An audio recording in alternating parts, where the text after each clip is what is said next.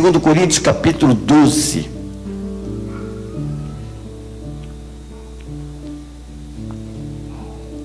Segundo Coríntios capítulo 12.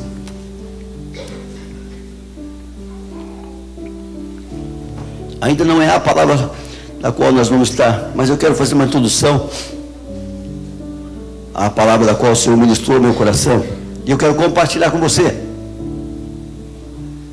Capítulo 12 de 2 Coríntios. Paulo aqui está dando um testemunho, o apóstolo Paulo está dando um testemunho do que aconteceu com ele numa determinada ocasião, né? E ele relata aqui, 12, verso 1. É necessário que eu continue a gloriar-me com isso, ainda que eu não ganhe nada com isso. Passarei as visões e revelações do Senhor. Conheço um homem em Cristo que há 14 anos foi arrebatado ao terceiro céu. Se foi no corpo ou foi fora do corpo, não sei. Essa visão do terceiro céu, amados, é uma visão judaica, tá? Os judeus têm essa visão. Primeiro céu, onde está aí os pássaros. O segundo céu, onde estão as estrelas. E o terceiro céu, onde habita o Deus Todo-Poderoso, onde está sentado o seu trono de glória. E Paulo relata que ele subiu até o terceiro céu. E ele fala no verso 3: e sei que este homem, se no corpo ou fora do corpo, não sei, mas Deus o sabe, foi arrebatado ao paraíso e ouviu coisas indizíveis ou inefáveis, coisas que ao homem não é permitido falar. Neste homem me gloriarei, mas não em mim mesmo, a não ser em minhas fraquezas. Mesmo que eu preferisse gloriar-me, não seria insensato, porque estaria falando a verdade. Evito falar, evito fazer isso para que ninguém pense a meu respeito mais do que em mim vê ou de mim ouve. Para impedir que eu me exaltasse por causa da grandeza dessas revelações, foi-me dado um espinho na carne, um mensageiro de Satanás, para me atormentar. 3 vezes roguei ao Senhor que o tirasse de mim, mas ele me disse: a minha graça te basta, pois o meu poder se aperfeiçoa na fraqueza. Amém, igreja? Paulo relata aqui que teve um momento na vida dele, amados, que ele subiu até o terceiro céu. Ele também não sabe dizer se foi no corpo ou fora do corpo. Ele fala de um homem, mas esse homem é ele, para não se gloriar, para que o povo não venha pensar: o que você está pensando que você é? Quem você pensa que você é? Para subir até o terceiro céu. Então ele até faz essa colocação: um homem, se no corpo, fora do corpo, eu não sei, Deus o sabe, subiu até o terceiro céu. E ele viu coisas lá que não tem palavras para falar, coisas indizíveis aos homens. Ele subiu até o terceiro céu. Mas com isso eu passo a acreditar, eu passo a aprender que existe um céu, que existe um lugar para nós. Paulo subiu até lá, ele viu isso. João, no livro de Apocalipse, ele relata também que ele subiu a esse céu e ele viu uma cidade. Ele dá até a dimensão dessa cidade: 2.200 quilômetros de extensão, 2.200 quilômetros de comprimento, 2.200 quilômetros de largura, 2.200 quilômetros de altura, um quadrado, uma cidade. Ele fala que essa cidade, as ruas são de ouro, cristais. João viu essa cidade, Paulo viu essa cidade. Então existe um lugar, amados. E o próprio Jesus, no Evangelho de João, no capítulo 14, ele chega a dizer: olha, eu vou, não se entristeça o vosso coração, não fiquem tristes, porque eu vou, mas eu vou preparar a morada para vocês. E se eu for preparar a morada para vocês, é porque eu volto para buscar vocês. Aleluia, amado. Existe uma cidade, existe um céu, um paraíso.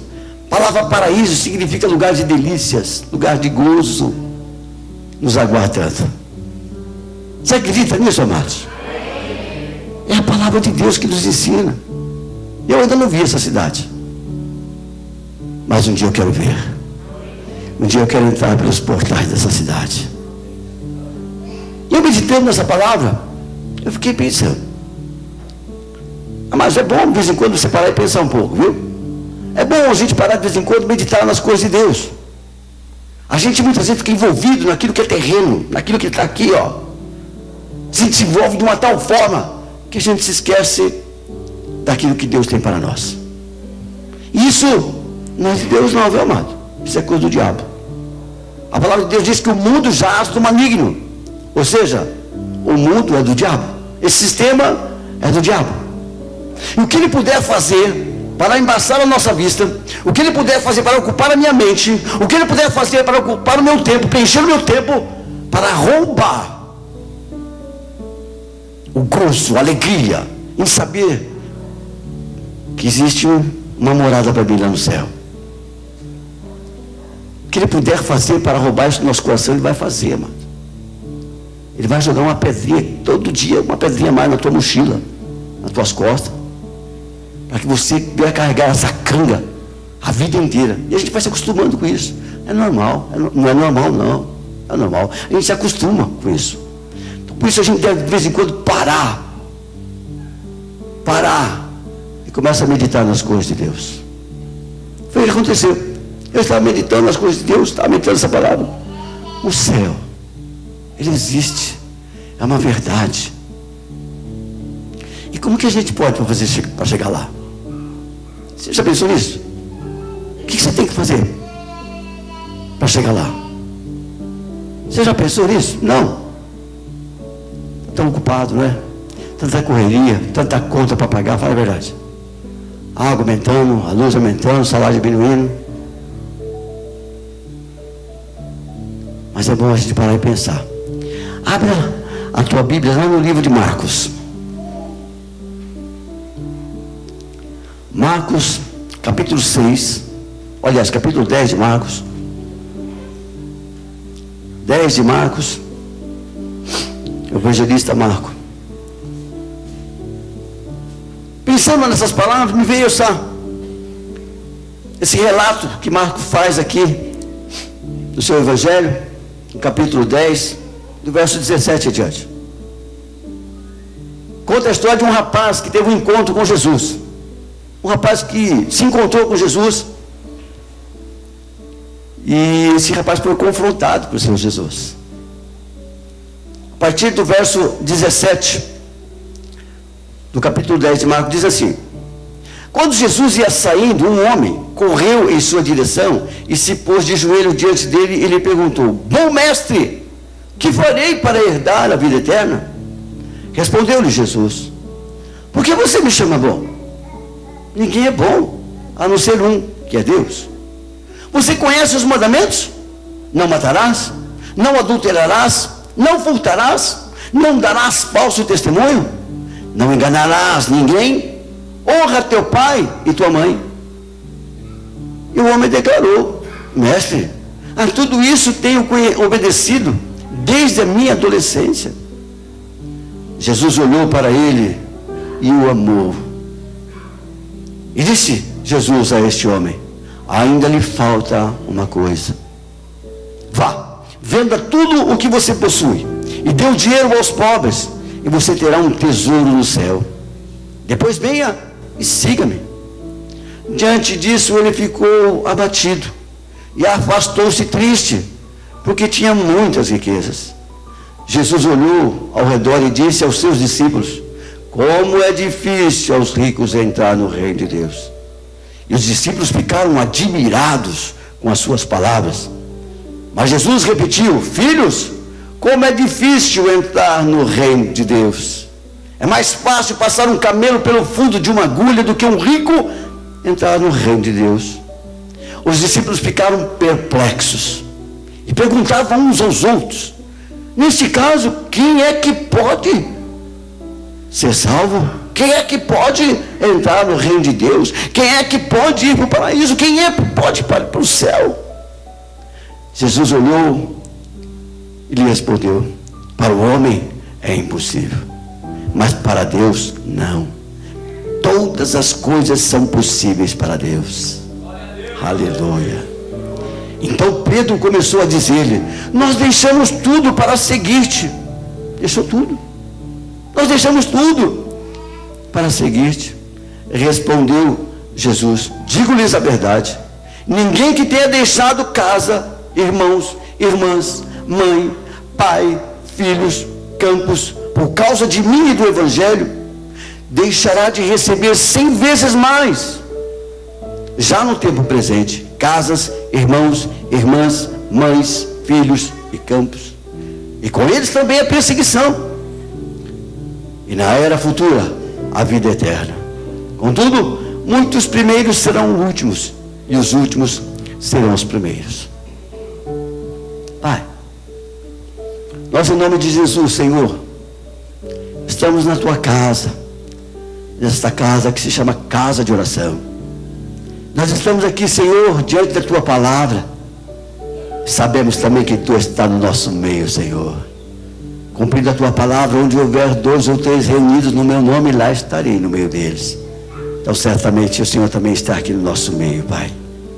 Pai, que teu Espírito Santo venha ministrar a tua palavra ao nosso coração, que o Senhor venha abrir o nosso entendimento, Pai, e fala conosco, Senhor. Fala aos nossos corações, consola os nossos corações, ó Pai, e orienta-nos, ó Deus, para que verdadeiramente possamos tomar posse, Senhor, das tuas promessas. É o que nós te pedimos em nome de Jesus. Amém. Eu esboçei esse sermão e coloquei como tema dele: como ir para o céu. O que eu tenho que fazer para ir para o céu? Baseado nesse texto de Marcos 10. Esse jovem, esse homem, era um homem cheio de propriedades, um homem rico,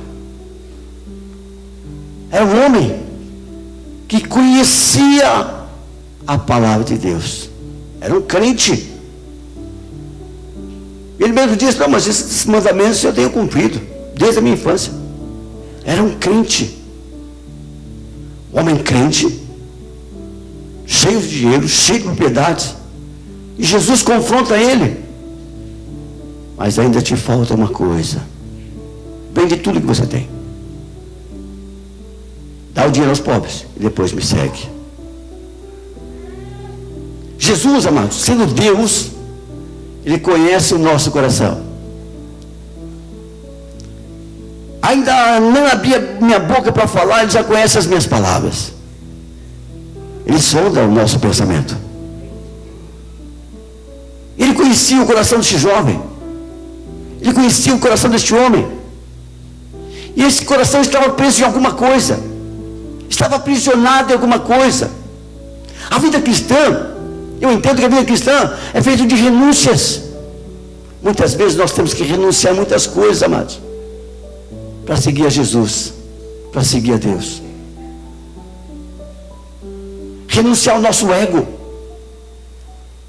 renunciar ao nosso homem, o homem interior, renunciar aos meus desejos, a minha teologia, minha forma de ser, muitas vezes. Renúncia. Muitas vezes nós temos que abrir mão de algumas coisas na vida da gente, para a gente seguir Jesus. E para ir para o céu, amados, tudo começa aqui. Tudo começa aqui na terra. Jesus, quando Ele começa o seu ministério, o que Ele anuncia? Vos é chegado o reino de Deus. Vos é chegado o reino de Deus. Onde que está esse reino? Está aqui, ó, no meu coração. Eu começo a ter um antegozo daquilo que eu vou ter no céu. A paz que eu vou ter lá no céu, eu começo a ter aqui. O que eu vou aprender lá no céu, eu vou aprender aqui. Começa aqui. Engana-se quem pensa que depois da morte acabou tudo. Vai passar uma borracha, vai fazer uma lavagem cerebral. Não se deixe enganar, amados. Tudo que nós aprendemos aqui, amados, nós vamos praticar lá em cima também. A adoração que você está aprendendo aqui, você vai adorar lá em cima também. O Jesus que você conhece aqui, amados, você vai conhecer ele face a face lá. Não vai ter esquecimento, não vai ter uma lavagem cerebral, não. Você vai continuar assim, não nesse corpo, que é um corpo físico, um corpo carnal, mas você vai ter um corpo espiritual. Como que você faz para chegar lá? Baseado nesse texto, amados, baseado em Marcos 10. Eu entendo que para entrar no céu não vale ser religioso. Não adianta ser religioso. Olha o que diz lá no verso 19 e verso 20, diz assim, ó: você conhece os mandamentos: não matarás, não adulterarás, não furtarás, não darás falso testemunho, não enganarás a ninguém, honra teu pai e tua mãe. E ele declarou: mestre, a tudo isso tenho obedecido desde a minha adolescência.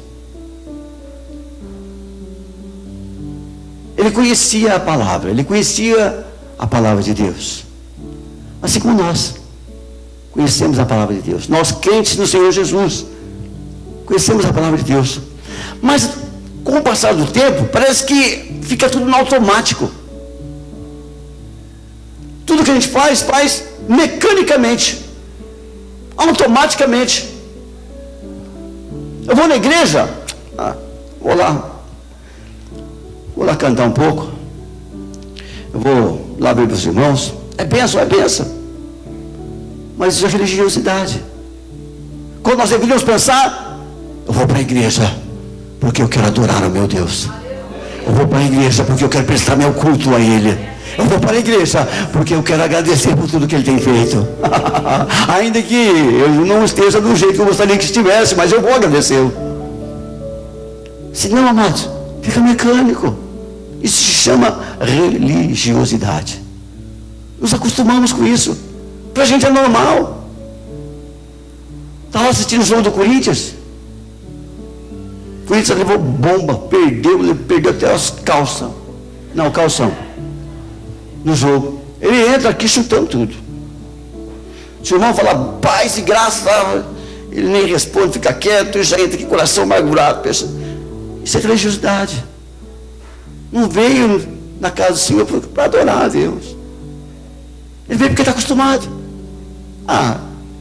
Fantástico, não vai ter nada de bom hoje. Faustão está chato.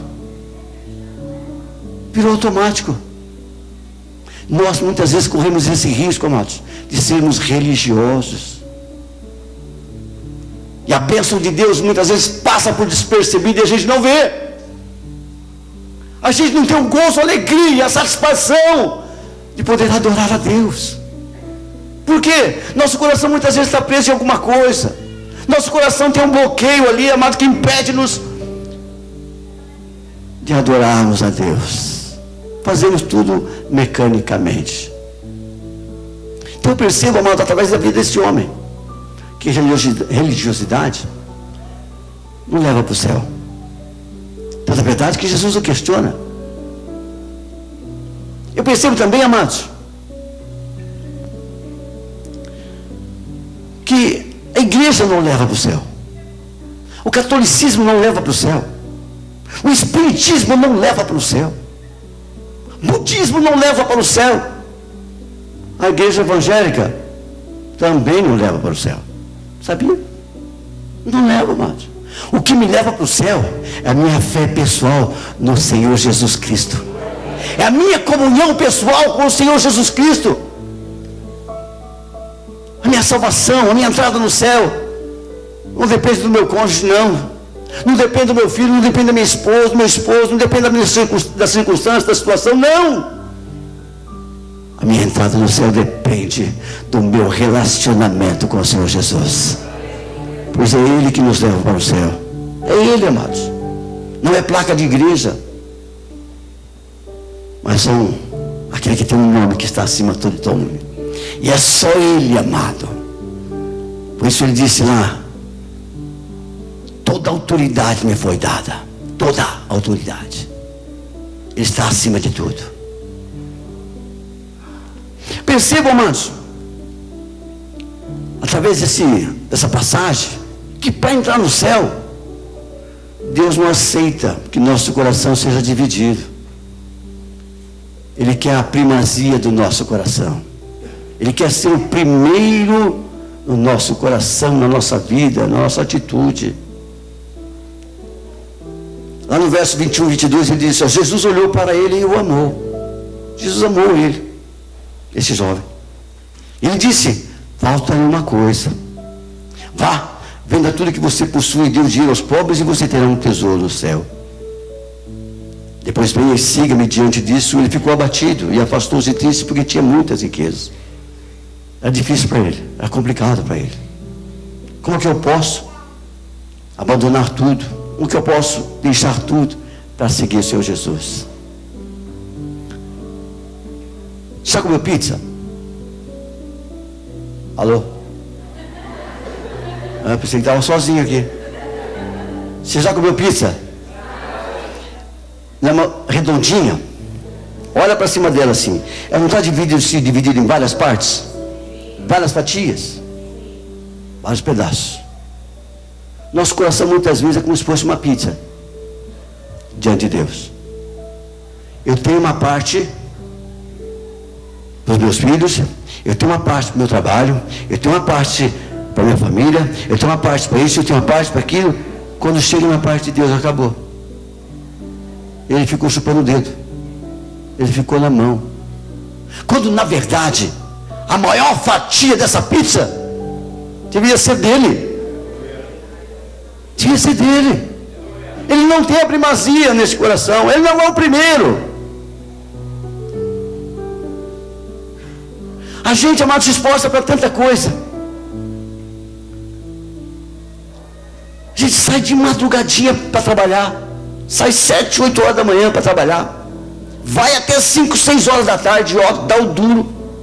O chefe vem e ainda pega no teu pé, fala umas bobagens para você engole sapo. Engole ou não engole? Por quê? Porque você é bonzinho? Não, porque você tem um objetivo. Qual é? Ó, ganhar teu dinheirinho. Então, irmãos, a gente se esforça, engole sapo, soa a camisa, e ainda quando vem embora, aqueles que pegam, ó, que tem motorista particular, que anda de Mercedes. Eu andei muito de Mercedes, irmãos. E a gente que é baixinho é terrível, irmãos. O pessoal está tudo suado, aquele fedor de sovaco, irmãos, terrível. Mas a gente aguenta. A gente aguenta. E ainda vai para a faculdade muitas vezes e vai até meia-noite. E tem alguns ainda que chegam de sexta-feira e vai jogar bola. Aqui está tudo assim também. Vai jogar bola. Ó, a pizza está lá, ó. Mas quando diz respeito às coisas de Deus, eu estou cansado, pastor. Estou com dor nas costas, pastor. Estou sem tempo, pastor. Não é para mim que você tem que dar satisfação, não. É para o Senhor. Porque o teu coração não pertence a mim, pertence a Ele. Deus quer a primazia, amados. Deus quer o primeiro lugar na nossa vida, no nosso coração. Quer ir para o céu? Entrega teu coração ao Senhor.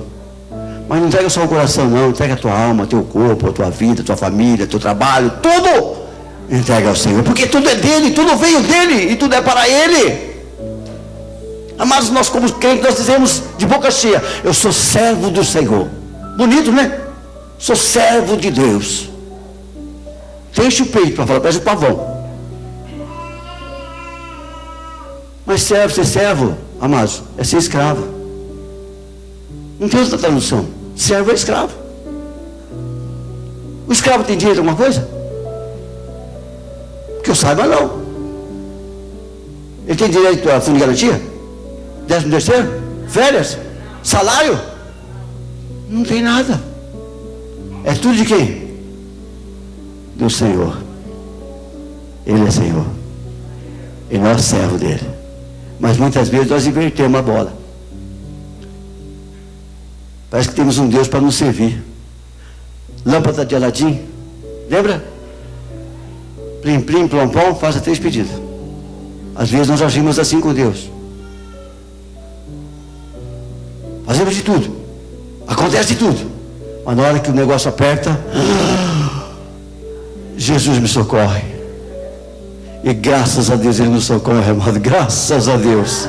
Graças a Deus Ele não nos trata segundo os nossos feitos. Aleluia. Mas, amados, Ele quer a primazia do teu coração. Dá uma fatia maior para o Senhor, amados. Amados, eu vejo que nós entrarmos no céu, a gente deve entender que a caminhada não é fácil. A entrada não é fácil. Não é fácil. O próprio Jesus chega a argumentar. Lá no verso 24 ele diz: os discípulos ficaram admirados com essas palavras. Mas Jesus repetiu: filhos, como é difícil entrar no reino de Deus. Como é difícil entrar no reino de Deus. Amados, a gente luta para conquistar tanta coisa. E muitas vezes nós desprezamos, agimos com desprezo as coisas de Deus para as nossas vidas.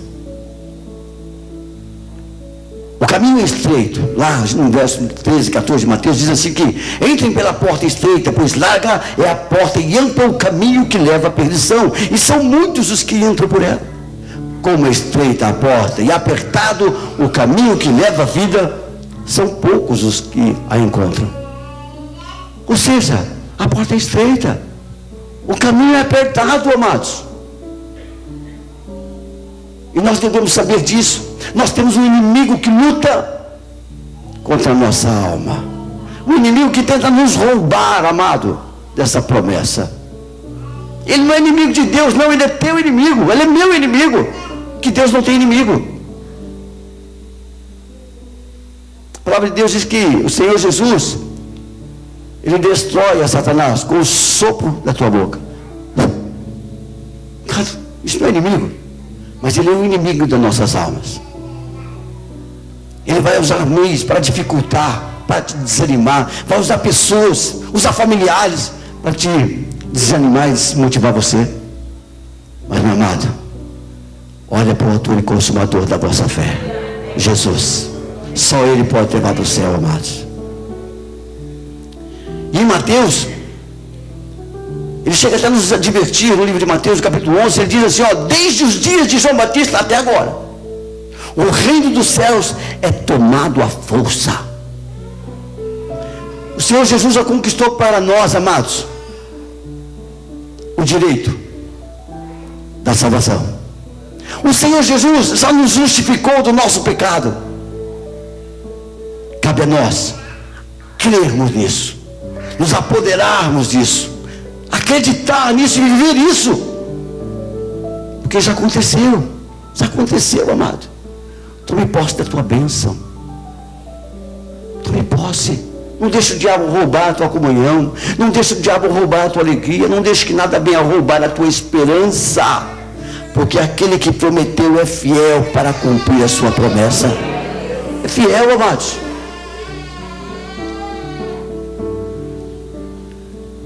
Eu aprendo também, amados, com essa passagem, encerrando aqui: entrar no reino de Deus, entrar no céu, é um milagre de Deus. É um milagre de Deus, amados. Eu aprendo que não depende de força humana, não se conquista por feitos, por obras. Não. É obra de Deus. Foi Ele quem projetou todas essas coisas. E Ele não projetou para um, para outro, não. Ele não projetou somente para aquele que é bonzinho, não, Ele projetou para todo aquele que nele crê. É para você, é para mim. Crer significa seguir. Crer significa obedecer. A quem? Ao Senhor Jesus, amado. A sua palavra, ao seu mandamento.